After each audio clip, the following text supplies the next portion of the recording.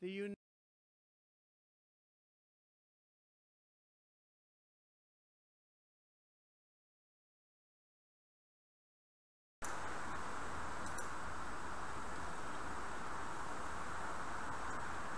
Alright guys, in case you missed Trump's speech last night, this is a big highlight from it. United States has great strength and patience, but if it is forced to defend itself or its allies, we will have no choice but to totally destroy North Korea. Rocket Man is on a suicide mission for himself and for his regime. It's looking quite rosy there, isn't it? The United States is ready, willing, and able, but hopefully this will not be necessary. He's tweeted a lot actually in the last couple of hours even. It's all a bit of a Twitter assault. Look, you know, nothing crazy was said, pretty much as expected. Nothing crazy by Trump standards, that's for sure. A little bit unconventional compared to most president's speeches, that's for sure. But the market didn't react, and that's what we're here to do. We're here to trade and see what's going on. Now, what you are seeing is a definite US dollar easing bias into this FOMC meeting. Now, there's a couple of things driving this. You know, the commodity currencies are getting buoyed by a new poll that came out for New Zealand dollar. The New Zealand National Party is the current party in power, and the Conservatives, so obviously markets like Conservatives. And the last poll was the National Party at 40% and Labour Party at 44%. Now the new poll is National Party at 47% and the 46%, sorry, and the Labour Party at 37%. So a huge reversal, and that's why you got the Kiwi dollar rallying so sharply on that news. And the Australian dollar went with it. Australian dollar is already back above 80 cents. Now the Australian dollar is broken above the 80.30 from earlier and is looking quite strong. So the dollar yen is under a little bit of pressure. Stocks aren't really falling. It's just straight US dollar strength, weakness, sorry. And so straight US dollar weakness, you're seeing dollar index creep lower. The euro is still paused here at the 120 level. So it's being left behind a little bit. The pound had really nice retail sales numbers and spiked higher to 136. Come back down with the talk of the terrorism threat there in the main financial capital. Also another Bank of England sort of like, I don't know what you would even call the report that came out from the Bank of England credit survey. Something that just, it was negative anyway regarding consumption behavior. And so, you know, what we got here is a little mixed picture with the pound, but you know, the bigger data, the retail sales and the Bank of England is still pretty supportive. But that's noticeable, the market reversal there. It looks like there hasn't been any major terrorism just yet. It's just a threat, and they closed down a couple of streets there. But dollar yen's weakness is notable, and so this is probably to do with the US dollar yields. And you know, positioning ahead of this, people are taking profit from the recent rally in the dollar yen. You know, rallied 400 points, right? And then taking profit, as not many are looking now for Fed that's going to come across hawkish, or as hawkish as the market has quickly changed its tune to. So the market's, you know, pretty evenly poised here for, you know, the door in December being held open, but perhaps the dot points have dragged lower, and perhaps Yellen is a bit concerned about the effect of the hurricanes, and along with the next government showdown happening in December, you know, the chances of December actually being a rate hike is, without a considerable bump up in data, is probably going to be a little bit challenged. Yeah, so you know, you have to respect the you know, the multi-month downtrend in the US dollar, and you know, what we've seen is a pause in the rally and then starting to take a little bit of profit. And you know, it's the sort of levels that a recovery, a reversal would have got to in the dollar yen anyway. So that key resistance level between 1150 and 112 has held so far. And if the Fed doesn't help the US dollar, And you know, there's many ways they can, but you know, you have to think pragmatically about whether that's going to be the case. It'll be a bit of surprise now if they did come out forcefully. You know, the market's expecting them still to keep optionality, which is, you know, not close the door, but to still talk up the negativity, the negative influences, and you know, the concern could be outweighing the concerns on the horizon could easily outweigh the potential the hawkish statements, that's for sure. So the dovish statements, what could be perceived as dovish, could definitely outweigh. Yellen, though, if she does want to come across hawkish, will definitely do the job.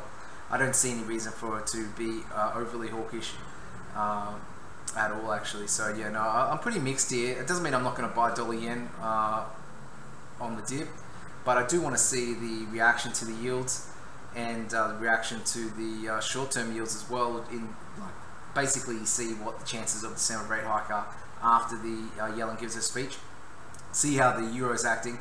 If the euro is well above 120, then you know the market's probably going to start looking at the euro next, because that's the next thing, October ECB meeting, and potentially the resumption of the uptrend, resumption of the pound uptrend. You know, Aussie and Kiwi starting to rally. You know, everything's sort of moving against the US dollar in that regard. So, you know, perhaps you want to leave the dollar yen alone, and while it might not be the weakest currency, it may not do that well, you know, in a market where everything's rallying against the US dollar. And if you do want to buy risk on, and stocks are still very strong, and stocks should do well in a dovish environment, you can look to buy Aussie yen, pound yen, euro yen, rather than dollar yen. Okay, so there's multiple ways to sell the yen, which is, you know, the default case you want to do when stocks are so strong. But you may not get the support from the Fed. Now, the asset balance sheet reductions, yeah, that's the other side where you might see bigger effects than expected. But I don't think you're going to see dramatic effects tonight. So we've been talking about how, you know, the balance sheet reduction is a big deal. It is a big deal, but the market's priced it in a little bit, and you don't yet have the next. You got to wait to see if it's disorderly. If it's disorderly, then we can quickly change our colors and get back into US dollar buying, especially against the yen. But if it's not, then it's you know, if it doesn't have an effect, it doesn't have an effect. It's just a potential, and you don't trade off potentials unless you're trading in the lead up. We're here now, where it's on the day, so you're not buying dollar yen now for, you know, the next 8 hours, thinking dollar yen's going to rally in anticipation of a potential, you know, hawkish Fed. The rally on dollar yen was already done on the potential for hawkish Fed. All right, so that's you know, the effect of that one strong print of inflation is probably played out, and you're going to need something else to get this rally to keep going from these levels and start to, you know, reverse some of these majors, because they all look well supported, don't they? You know, especially the euro, just grinding, and now the Aussie grinding, and there's not really too much out there to expect from the US dollar. So, you know, if we come back here tomorrow and we're talking about, you know, how Yellen disappointed the hawks, or, you know, that line about the hurricanes and caution is, you know, prudent right now, something, whatever we're saying, and all the dot points will, you know, fell much faster than we expected, then, you know, the US dollar should be weaker, and then we have to continue to play that trend, right? In the environment where, you know, you might even avoid dollar yen, euro yen, pound yen for a while, and just play the majors, maybe euro straight or Aussie straight. You know, Australia had some stellar data in the last couple of months, and, you know, if you're looking for a country which is well supported on risk appetite and on Chinese recovery and on oil and on, you know, commodities that are doing so well this year, then, you know, Australian dollar is not a bad place to start. What we don't have in the Australian dollar is yet the market starting to price in rate hikes early, but that can happen really quickly, and that's where you get the 80 cents to 85 cents sort of rally in a few weeks if the market turns and says, all right, maybe the first rate hike will be in December, or the first rate hike might be in February, right? It doesn't take much. Just a little bit of chatter, and the market loves to run with a story like that, because it's very little that you can make the counter argument to that story if enough weight's put behind it. Now, another big bank in Australia came out looking for 2 rate hikes next year. All of these guys are talking about rate hikes later in the year, not early in the year, but still they're there, right? And they start to place the holds. Not everyone was on board with rate hikes next year. So the fact that these big banks are coming out suggesting there's going to be rate hikes this year, upgrading their forecast for the currency for next year, you have to respect that, and enough people do that, then that creates a little bit of a chain effect where more and more people do it. And then what you get with the economists anyway, is analysts as well, is people trying to outdo themselves. All of a sudden Goldman Sachs says RBA to raise in December, something like that, and it feeds a little bit of a story, hysteria. Now you've had the RBA come out, saying they're concerned about the strength of the Australian dollar. Nothing crazy, but just a concern about the strength of the dollar. It makes their job harder, yada yada, makes inflation lower. And they had another RBA speaker come out saying growth is not strong enough yet to raise rates, right? But you still got really big housing bubble in the country. You haven't got too much reason not to raise rates apart from low inflation. Okay, so that's the missing element in nearly everyone's story too, the low inflation. So it's not, that's not a big deal for the RBA to start raising rates, especially if housing prices tick up or you start to see any form of inflation, and the market will quickly change its tune. So that makes the next inflation numbers, which are still a ways away, so important, because they're only released every 3 months in Australia, but the market's ready, right, to change. It's not really ready to sell the Aussie dollar, that's for sure. Remember we had that big breakout only like a month and a bit ago, the big breakout from 2 years of rallying or stalling, and then found support and it's grinding higher. So you really got to be, you have to be bullish on this pair. How am I playing it? Because of the US dollar concerns, I'm playing short Euro Aussie again from the 150 level. I think the Aussie's chosen a direction now, so I think it's pretty safe that the Aussie's going to keep on going up. You can just buy straight Aussie if you're keen, but selling Euro Aussie makes sense to me. I think it's going to win that race. It has been a very choppy ride though, right? So by no means is this a clear cut. Now, where do you put your stop? It shouldn't go back. It should make new highs now, and it should break fresh lows, right? Then you've got yourself a party. And that's the sort of trade that I would be recommending to traders in the coming days and weeks, because if US dollar's weak, I think Australian dollar's going to do well. And if US dollar's strong, it doesn't really strike me that you go selling the Australian dollar unless there's a particular reason there, one that we haven't got yet. I mean, it's really going to be hard to sell anything, right? What do you want to sell, the pound? Not really. Do you want to sell the euro? What again? Not really. So even if she's hawkish, how much selling is the market going to give her? 1 day, 2 days, 3 days? You might get a sustained rally in dollar yen, but that will be fueled by the yen crosses. And every now and again you do get dollar yen rallying, euro yen, pound yen rallying, and the majors rallying at the same time. You got that before with the euro, in a huge euro yen rally.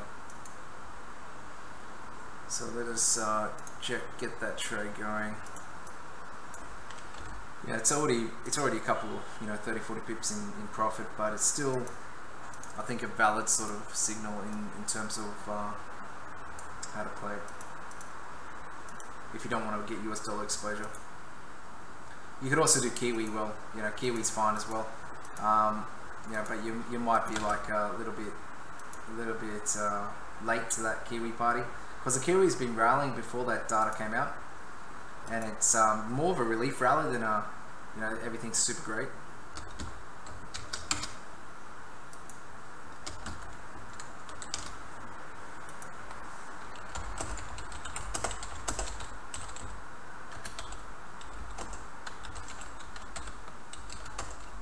Euro had the ECB jaw burning.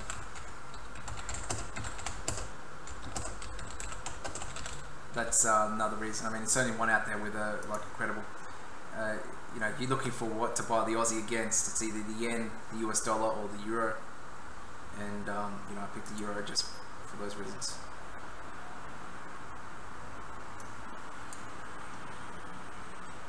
I don't think you want to play the pound yen into your silly reaction. Jesus Christ, you don't want to buy there. Yeah, don't buy now. Yeah, you really have to wait and see what happens. I mean, obviously, somehow, if it can get past that 150, 150, yeah, we can continue on. But that's a hell of a move, guys. And so a pullback with dollar yen, and pound may be a little bit concerned by, the coming May speech and Boris Johnson's little maneuvering. Might stall a little bit too, but you want to pull back as much as possible. 148 would be fantastic. That's not that hard to get, actually. That's not a huge move. If we got 148, yeah, we can buy it off there. Probably won't get 148, but buy a dip. Euro yen's also having a little bit of a flounder. Euro yen, where do we want to buy it? 133 maybe. 131, 132. Even the euro yen would be great to buy on a dip. And the dollar yen, 110.80 or 110 probably is going to hold, even if the US is weak, because the yen's weaker. So that's the way I play it. Do we want to buy the pound? Yeah, why not?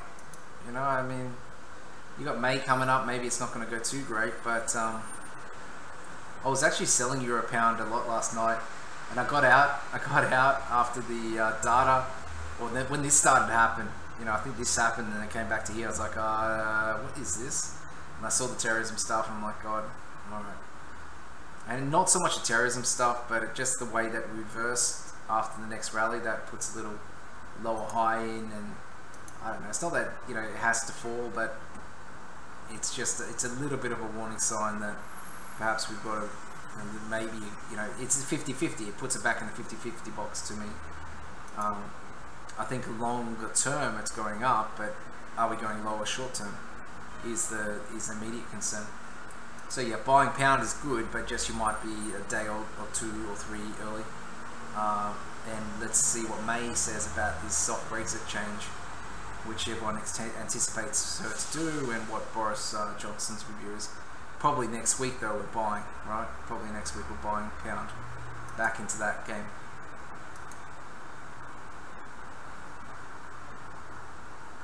TP is 147.50, the stop loss 150.50 on the Euro Aussie short. So let's have a look at some of the bank's research and their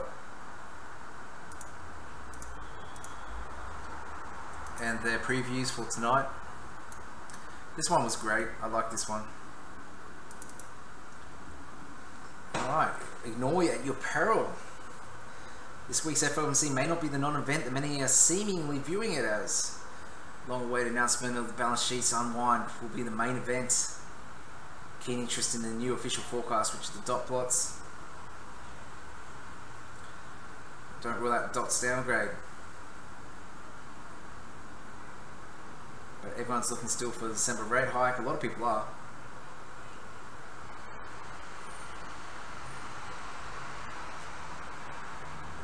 So this is the market, right? And these are all the Fed members putting little dots on where they think the interest rates are going to be. So the Fed's here, right? And the market's here. So at some point, either the Fed's wrong or the market's wrong. And this is a huge rally if this happens. This is US, this is a 1,000-point rally in the dollar yen if these plots are right. But obviously if people start to bring them down, then you see the reaction in the market. I mean, it's not a huge reaction because the market's already underneath, but it's just how quickly it drops down and where it drops down, who drops down, what drops down. This report comes from Sean Lee's chat site, the FXWW trading bank trading room. You can't talk in it, but you can see everyone posting things.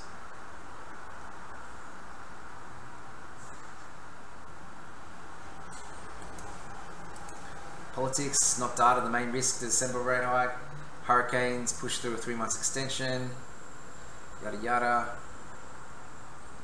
Government shutdown will be back on the talk. I mean, the weeks leading up to the December meeting is all about going to be government shutdowns or not. Especially imagine if the tax plan can't get through or anything can't get through and Trump's having a tantrum.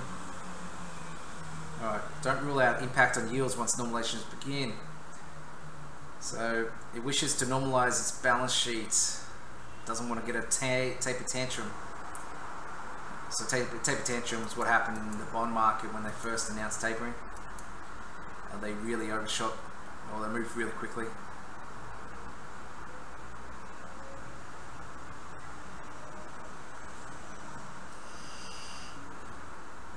So the debt strategy team estimates it's going to add 5 to 10 basis points to the 10-year, which is like 200 points to the dollar yen over time. So not crazy.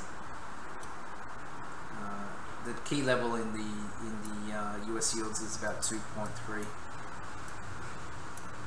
If I was aggressive, I'd buy pound here, right?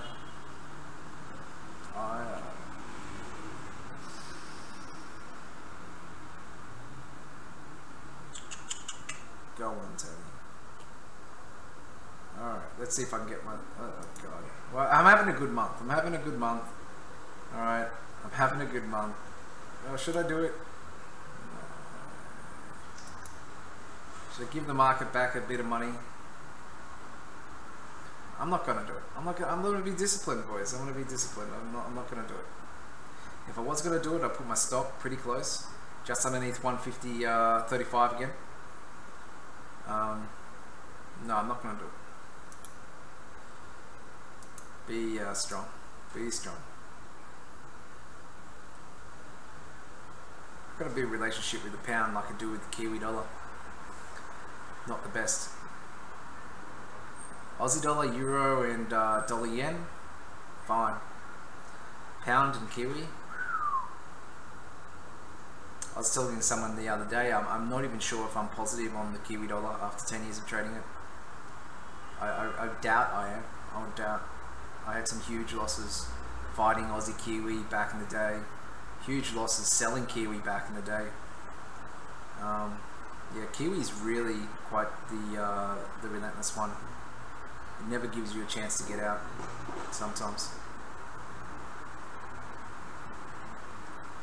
It falls so quickly, the Kiwi dollar.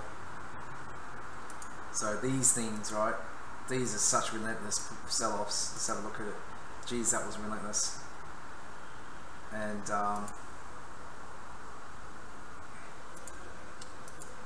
you know, that was there was intervention by the central bank. I think that was intervention day. No, up here was intervention.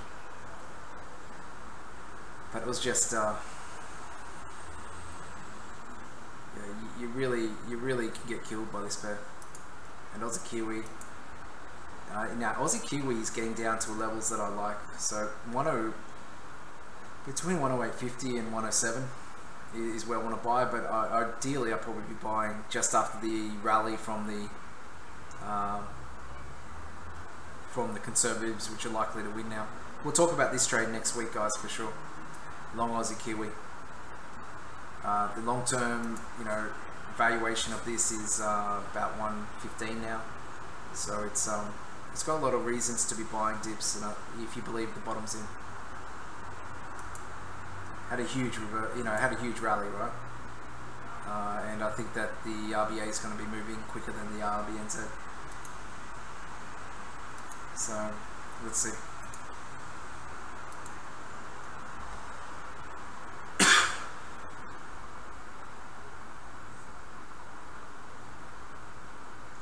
Oh God.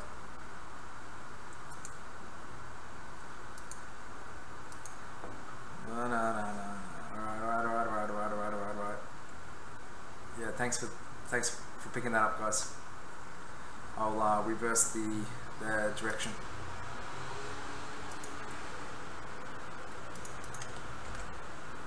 Yeah, obviously I meant to sell it.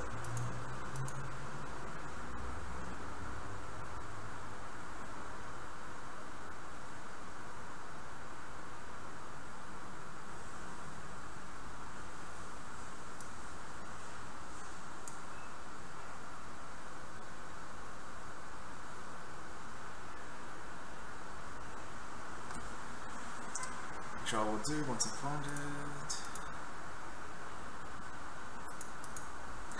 So ideally you should have entered this trade a little while ago, but I need to start posting more trades. Nick's gonna kill me.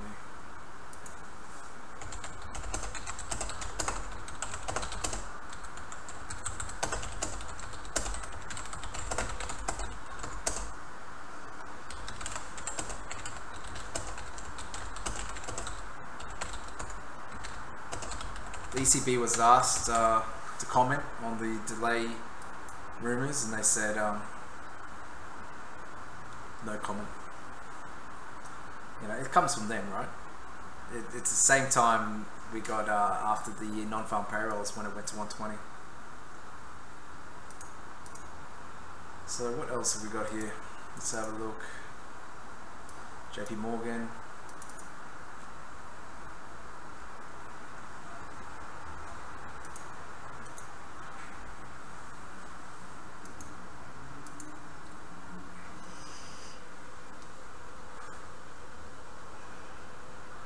Actually, next week's going to be interesting for the dollar via the tax plan. The tax plan is coming out next week. Now that's where the dollar can get rallying if it looks like it's passable. But yeah, that looks pretty ridiculous. I don't think they can pay for it.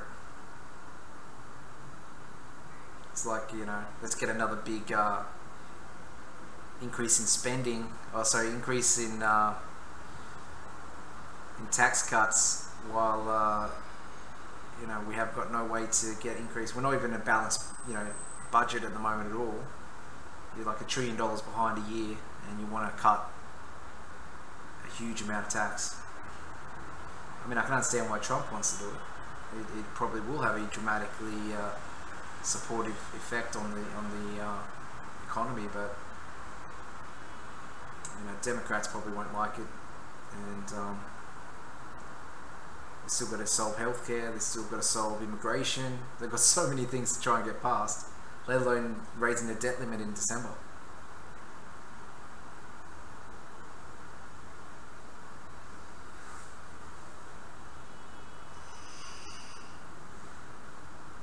If the retention of the existing dot is the same, you're going to see a very strong US dollar.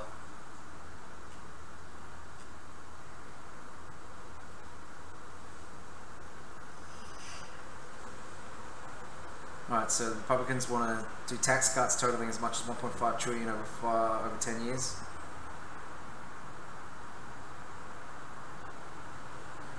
So Monday, we're going to get the tax plan.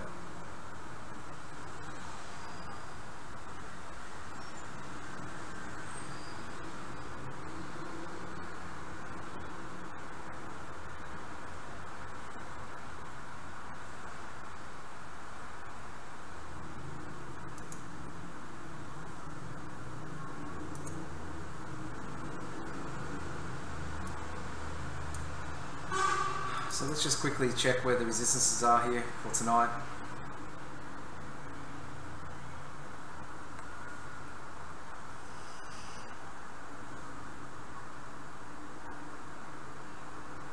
Spec buyers 110.80, 200 moving average is a 112.20.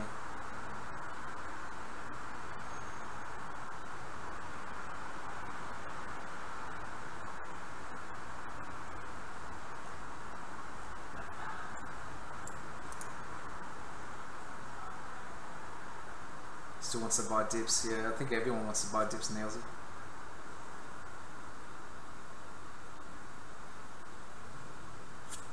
We're going to go long here on the Kiwi and a pull back to 73.40, targeting 74. That's a very high probability trade. If you got a pullback after the FOMC comes in strong, you know, I'd be buying this stuff too. Let us get that trade ready for later. Say the US dollar is really strong afterwards, you want to be buying the dip in the Kiwi. It's got a lot going for it right now. Alright guys, so hopefully you're sort of prepared here for what's coming. Expect mild US dollar weakness with the potential for large US dollar weakness or large US dollar strength if there's a surprise. The main thing you want to be watching is dollar yen. It's the most responsive to it. pairs you want to buy and dips, including the Aussie dollar, Kiwi dollar, and pound dollar. The euro is probably open to either direction, whereas it could be the laggard, right? If there's US dollar strength, you might see the euro and euro Aussie, euro pound, euro Kiwi all fall, while the dollar yen goes higher. But you know, pound falls less, Aussie falls less than the euro, because it's pretty sensitive as well, but obviously not as sensitive as the dollar yen. So the main way, you know, you're looking to play it is continuing US dollar weakness is more than likely. But we'll talk about it tomorrow at the same time. We'll have an update, and then we'll start to look for new pairs to play. Probably going to be Aussie and Kiwi, but we'll see what the Fed says. Alright guys, trade safe. No reason to go crazy at these levels, but trade with the trend.